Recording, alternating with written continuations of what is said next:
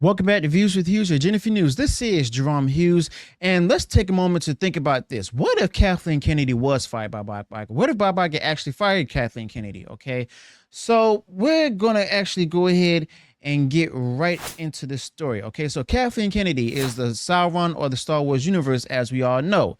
Now, under the leadership of Kathleen Kennedy, Disney Star Wars has become too focused on societal issues and diversity, which fans believe detracted from the original spirit of Star Wars that was created by George Lucas. Okay, now others argue that Kathleen Kennedy has failed to deliver on the promise of the sequel trilogy, with The Last Jedi as well as The Rise of Skywalker both receiving negative reviews from fans and critics alike.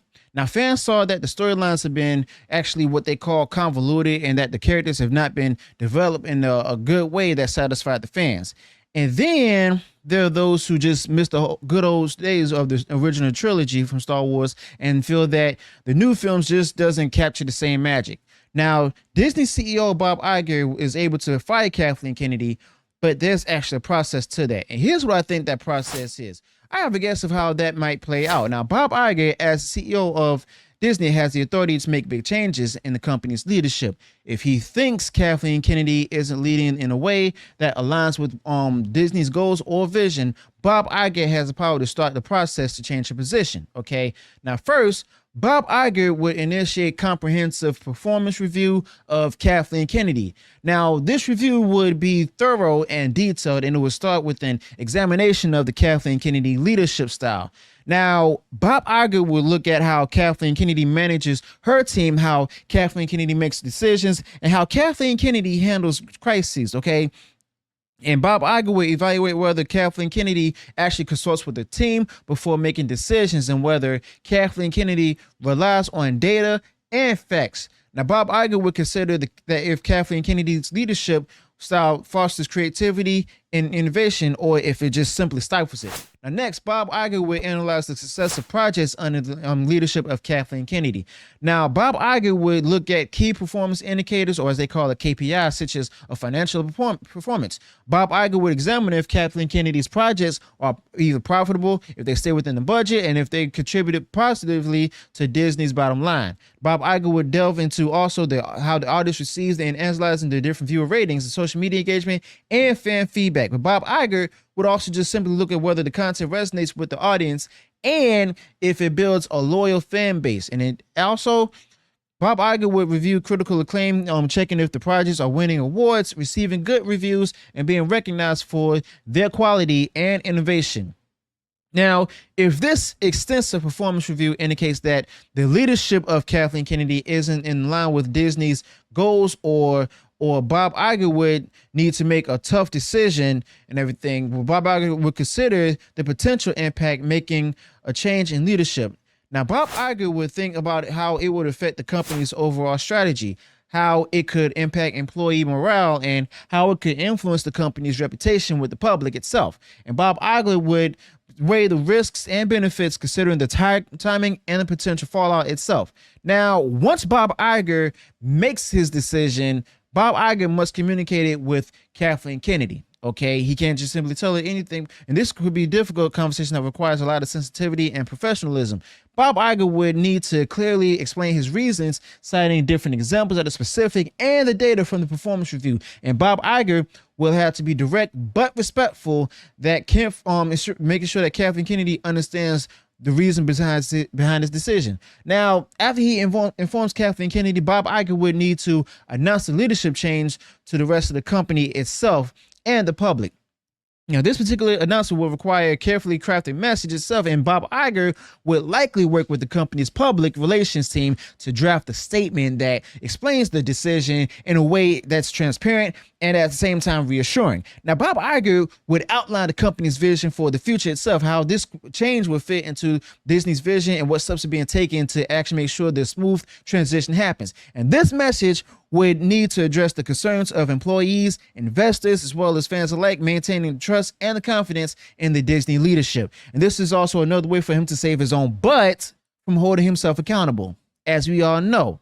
Now, Bob Iger will also have to work with the board of directors and other top executives to find a replacement for Kathleen Kennedy. And this would involve like having a detailed method of like in the search process where they look for candidates with a proven track record in the industry itself, someone who has successfully led similar projects and has a visions that align with Disney's. And they actually consider candidates' experienced leadership style and their ability to drive innovation and growth. Now, the search might involve internal candidates who have demonstrated potential or external candidates who've brought fresh perspectives. Now, once Disney and Bob Iger finds the right person, Bob Iger will introduce the new leader to the company of Lucasfilm and the public. And this introduction will be planned carefully to make sure there's a smooth transition. And Bob Iger would organize meetings with key stakeholders, including different employees, investors, and other shareholders and partners to introduce a new leader and outline their vision for the company. Now, Bob Iger will also have to arrange a public announcement, possibly through press conference or a media event, to introduce the new leader to the broader audience. And finally, after the new leader is in place, Bob Iger would follow up to make sure that the transition is a success. Now, Bob Iger would monitor the new leader's performance closely, providing support and guidance as needed. Now, Bob Iger will also set up regular check-ins to discuss progress, address any challenges, and make sure that the new leader is meeting company's goals and vision itself. And Bob Iger would also solicit any kind of feedback from employees and other stakeholders to make sure the transition is being received and make any adjustments as necessary. But think of it like replacing the captain of, a starship, okay? Now, you need to make sure the situation is thoroughly well-informed decision, communicated clearly, find a new captain with the right experience, and make sure that the smooth transition to keep the ship on course and the crew confident in their new leader. Now, this detailed and methodical approach shows that Disney continues to achieve the goals it makes, even in the midst of leadership changes. But unfortunately, even though Bob Iger is able to fire Kathleen Kennedy, Bob Iger is not willing to do it. Either way, because she may have the goods on Bob Iger or in other Hollywood elites and executives that she may use to expose as insurance, or perhaps, and I haven't said this before, Kathleen Kennedy is Sauron of Lucasfilm and Bob Iger is Morgoth. Now, what I mean is that Bob Iger is using Kathleen Kennedy to get his agenda out there in the films and shows, so that way the agenda is being pushed and that they can get the diversity bounty based on hiring minorities and people to fit the whole DEI initiative. But whether Kathleen Kennedy is fired or not, it's likely to be huge and a bloody war ahead. And you know what?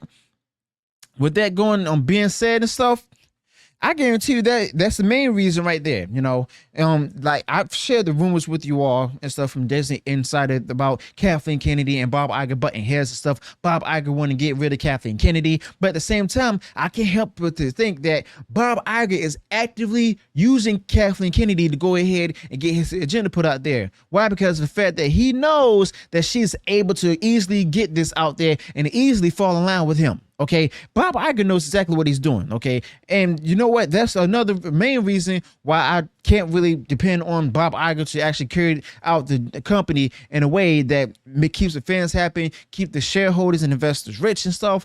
And most likely, you need a creative bone inside of you in order to just do that. But the fact of the matter is, well, this company is a ticket time bomb. Now it's the stock of the stock itself is under $100 a share. Okay, all of this happening under Bob Iger because of the fact that most of the shareholders lost confidence in him, the fans lost confidence in him, the consumers lost confidence in him to the point where he lost his key demographic. Well, the key demographic that loved Disney over the years, which are parents as well as adults. Okay, trying to go ahead and reach out to people who don't even care about Disney at all. And this is what you get. Once you go broke, once you go woke, you go broke. So let me know your thoughts about this in the comments below. Also, be sure to include any additional thoughts you might have this particular topic. If you enjoyed when I shared this video, go ahead and smash like and share far wide across social media. And if you haven't done so already and you enjoyed all the content that I put out there, go ahead, subscribe to the channel, click the bell notification so that way you'll be notified of future uploads and updates. Until then, peace.